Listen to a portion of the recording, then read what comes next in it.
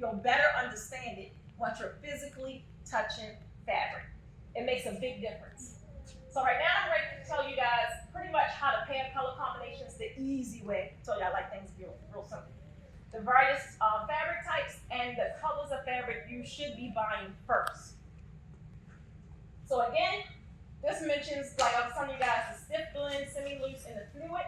The stiff blend is going to be your fabrics that I said is in zone 1.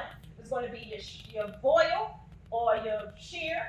Your poly blends, I don't hardly use poly, but some people still do. If you do, poly will go in zone 1. Your taffeta, your sequin. Now sequins, there's different textures of sequin.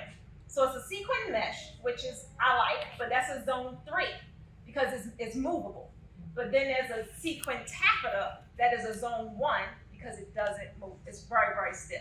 Are you guys familiar with the two? Yeah. Okay, it's very, very stiff.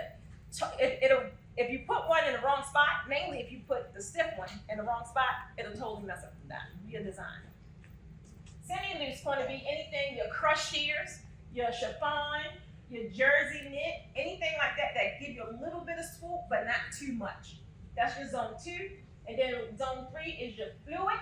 That is going to be, like I said, your creme de la creme, your mesh sequin, your spandex, your velvets, anything like that that has weight, because the heavier the fabric, if it's a stretch material, it gives you a more premium swoop.